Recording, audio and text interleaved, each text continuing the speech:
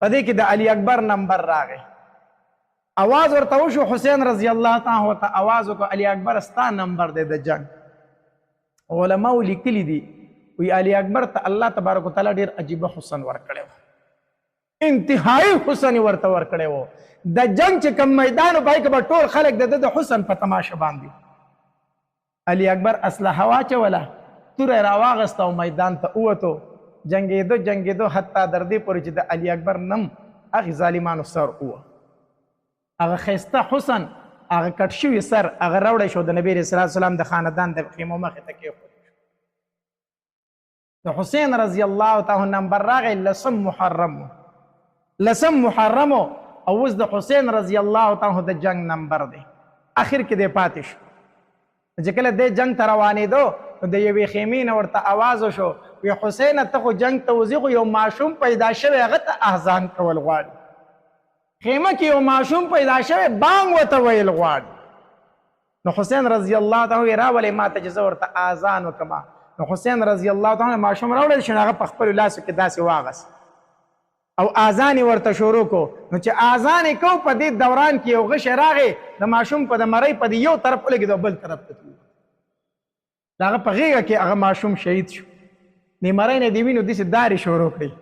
نو حسین رضی الله تعالی ماشوم داسې کېښودو او د هغه د هغې وینو نه یې لپه راډکه کړه او داسې اسمان ته وچانګلې او د سترګو نه یې اوښکې وبهېدې وی الله د نبي علیه الصلاة والسلام د خاندان هغه اخري ماشوم چې نن پیدا شو هغه مې ستا په نوم باندې قربان په الله هغه من قرباني شو الله ای د قدرت مالکه ای د کائنات مالکه وګوره هغه راتم شهید هغه ماشوم شهید شو او حسین رضی الله تعالی په خپله توره راواغسته ووت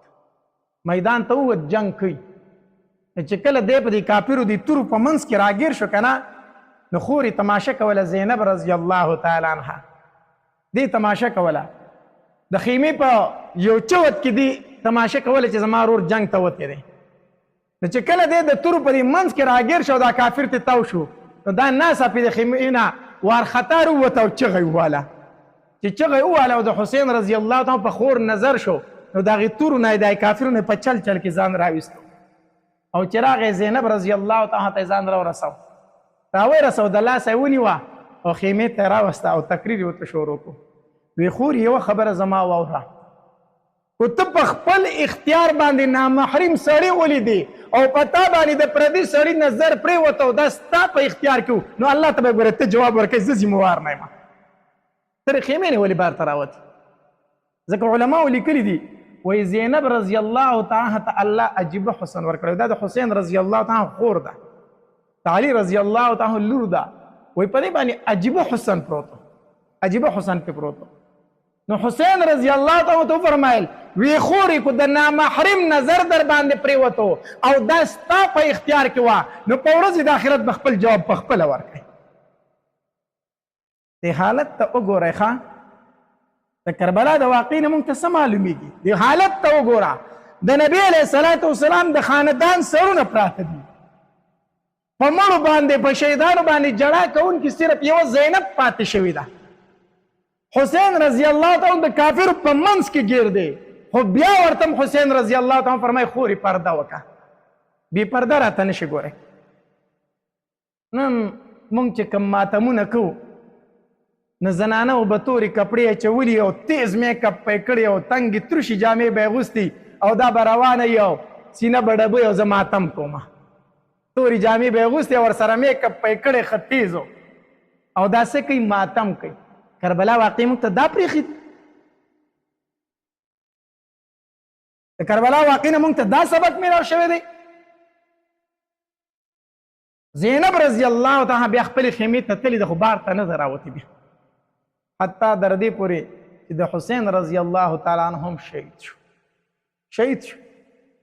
او چې کله دی شهید شو الله بعضې علماو لیکلي دي دومره ظالمانو چې د حسین رضی الله تعالی دا سر یې په یو مزي کې واچو او د زین العابدین غاړې ته یې ور واچو او داسې روان کړي دي نو چې کله هلته ورسېدل د نبی علیه الصلاة والسلام د خاندان زنانه دي او شهیدان سرونه دي نو چې کله دا د یزید دربار ته ورسېدل نو یزید وی د نبی علیه الصلاة والسلام د خاندان زنانه ما ته مخې ته راپېښ کړئ دوی ما ته مخې ته پېښ کړئ نو چې د نبی علیه الصلاة والسلام د خاندان زنانه یزید ته مخامخ پېښ کړې شوې یزید ورته وویلو اخلي د بغاوت انجام زما د بادشاهۍ نه چې چا بغاوت کو نو وخولیدل څنګه چل مې ورسره وکړو نو زینب رضی الله تعالی عنها ورته وفرمایل ای یزیده زه افسوس پتا باندې کوم چې میدان محشر وي او د قیامت ورځ وي او نبی علیه الصلاة والسلام ته پیښ شي او نبی علیه الصلاة والسلام درنه د خپلو بچو تپوس وکړي چې ته به څه جواب ورکړې زه حیرانه په دې ما چې ته به په میدان محشر کې زمونږ بابا ته څه جواب ورکړې چې ما حسین ولې شهید کړی نو دومره د درد او د غم وختو که نه چې روایتو کې راځي وایي د یزید د سترګو نه اوښکې روانې شي اواز یې بند شو حالانکې کړی هم دا کار و خو چې بیا هم دې واقعي ته وکتل د دې خبرې جواب ورسره نه و چې زه به نبي علیه السلام ته څه جواب ورکوم نو د سترګو نه یې اوښکې روانې شوې په ژړا شو دومره دردناکه واقعه ده غمجنه واقعه ده حالانکې یو طرف ته چې و هغې هم ځان ته مسلمانان وي او بل طرف ته چې و هغې هم ځان ته څه وي مسلمانان وي یو طرف ته یقینا حقیقي مسلمانانو د نبی علیه السلام خاندانو خو هغې بل طرف هم ځان ته مسلمانان وي د اسلام دعوه یې کوله ته به اوس تعجب کوي چې مسلمان به مسلمان څنګه وجني دومره ظلم به څنګه کوي نو نن یې کوي که نه کوي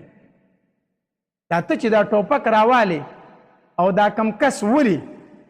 وی زما دشمن دی دا مسلمان یې کو کافر دا مسلمان نه ته چې په چا ډس کوې ولي یې ولې هغه کافر دی ستا مسلمان نه دی